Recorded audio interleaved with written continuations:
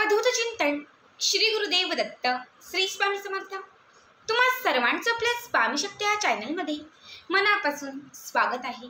स्वामी तुम्हा सर्वांच्या सर्व चांगल्या इच्छा पूर्ण करोत एवढीच स्वामींच्या चरणी प्रार्थना करते आणि आपल्या आजच्या नवीन आणि सुंदर व्हिडिओला पुन्हा एकदा नव्याने सुरुवात करते।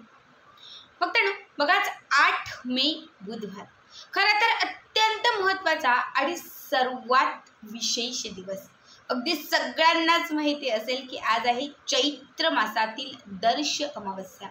अमावस्येचा प्रारंभ काळ जो आहे तो काल सकाळी 11:30 वाजेपासून सुरू झालेला आहे, तर आज सकाळी 8:30 वाजता ही अमावस्या समाप्त झालेली आहे।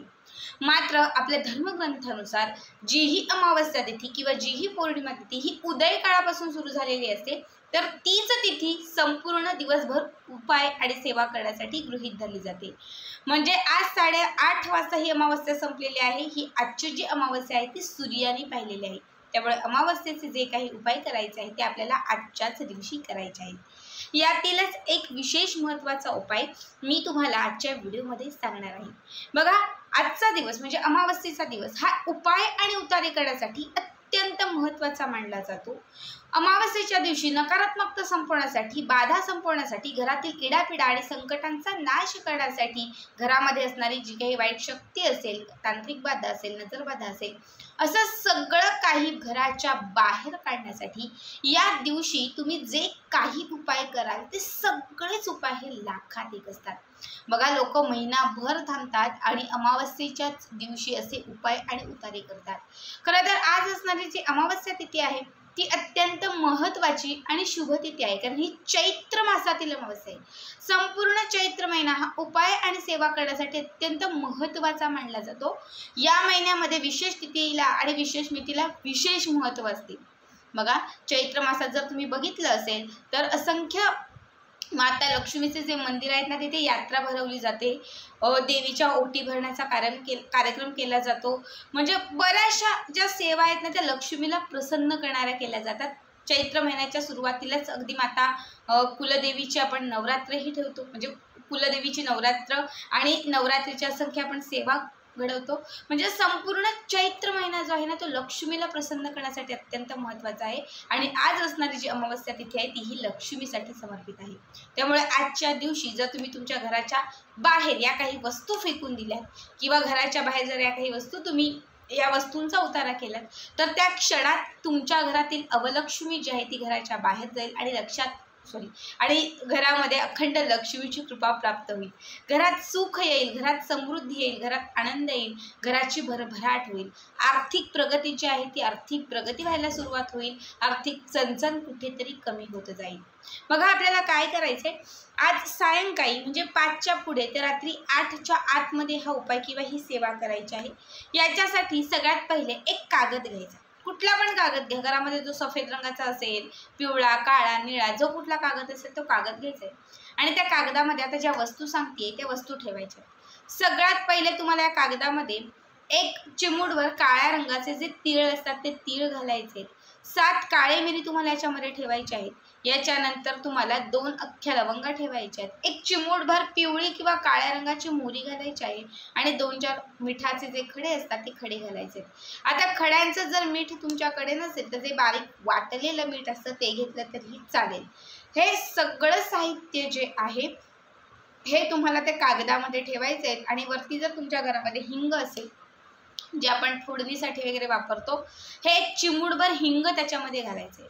एवढं सगळं साहित्य त्या कागदामध्ये घेतल्यानंतर त्याची एक पुडी करायची। जसं आपण खाऊची छोटी पुडी बनवतो सेम त्याच पद्धतीने अशी छोटीशी पुडी बनवायची आणि घरामध्ये जेवढे सदस्य आहेत, तुमचे पती असतील, तुमची मुलं असतील, कुणी म्हातारे व्यक्ती असतील, तर त्या सगळ्या व्यक्तीवरून 7 वेळा ही एकच पुडी उतरवून घ्यायची। ठीक आहे, 7 वेळा उतरवून झाली की त्याच्यानंतर घरातल्या सगळ्या कोपऱ्यांना किंवा घराचा जो लिव्हिंग एरिया आहे तिथले जे 4 कोपरे असतात, 4 दिशा, त्या 4 दिशांना ही पुडी जी आहे ती स्पर्श करायची, म्हणजे टच करायची। वॉशरूम, बाथरूम सोडून स्वयंपाकघर असेल, तुमची बेडरूम असेल, अगदी सगळीकडेच तुम्हाला ही पुडी फिरवायची आहे। त्याच्यानंतर घराच्या मुख्य प्रवेशद्वाराजवळ यायचं आणि घराच्या मुख्य प्रवेशद्वारावरूनही वरपासून खालपर्यंत ही पुडी जी आहे ती तुम्हाला 7 वेळा उतरवायची आहे। उतरवून झाल्यानंतर घराच्या बाहेर जायचं। घराच्या बाहेर जो दक्षिण भाग, ज्याला आपण दक्षिण दिशा म्हणतो, दक्षिण दिशा ही यमाची दिशा असते, नकारात्मकता संपवण्याची, बाधांचा नाश करण्याची, इडापिडा जी आहे ही इडापिडा नष्ट करण्याची दिशा असते। त्यामुळे दक्षिण दिशेला ही पुडी तुम्हाला खाली जमिनीवर ठेवायची आहे आणि सोबत तुम्हाला एक मॅचिसची पेटी ही घेऊन जायची आहे आणि मॅचिस लावून तुम्हाला ही जी पुडी आहे ही पेटवायची आहे। वरती 2-4 कापराच्या वड्या ठेवल्या तरीही चालेल, जेणेकरून ती लवकर पेटेल। कापूर ठेवा वरती त्या पुडीच्या वरती आणि पेट म्हणजे प्रज्वलित करा। जसं हे पेटायला लागेल तसं आतमधल्या वस्तू तडतडायला लागतील, आतमध्ये घातलेल्या ज्या काही वस्तू आहेत त्या प्रज्वलित व्हायला लागतील। त्या क्षणात या वस्तू जशा जळतील ना, त्या क्षणात तुमच्या घरातील सगळी नकारात्मकता संपेल, तुमच्या घरामध्ये असणारी बाधा संपेल, इडापिडा संपेल, सगळी संकट जी आहे ती संकट संपतील। जेव्हा हे सगळं काही जळेल त्याच्यानंतरच तुम्हाला घरामध्ये यायचं आहे।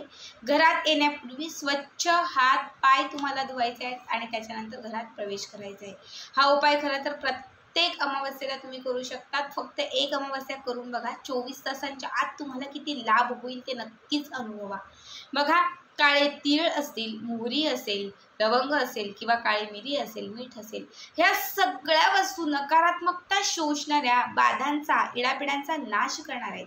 जेव्हा अमावस्येच्या दिवशी तुम्ही या वस्तूंची पुडी करून घरातल्या सगळ्या व्यक्तींवरून ही पुडी उतरवाल तर त्या पुडीसोबत म्हणजे त्या वस्तूंसोबत घरातील प्रत्येक व्यक्तीमध्ये असणारी नकारात्मकता, बाधा, त्यांना कोणाची नजर लागलेली असेल, कोणाची हाय लागलेली असेल, कोणाचा शाप असेल, काहीही त्यांच्या पाठीत जर कुठली 7.7 असेल, शनीचा त्रास असेल, ग्रह अस्थिर असेल, तर हे सगळं काही त्या वस्तूंमध्ये शोषलं जाईल।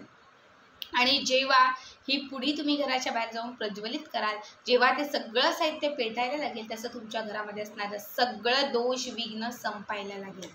हा उपाय अत्यंत प्रभावी आहे। घराची बांध खुली करण्यासाठी, घरात सकारात्मकता येण्यासाठी विशेष महत्त्वाचा आहे।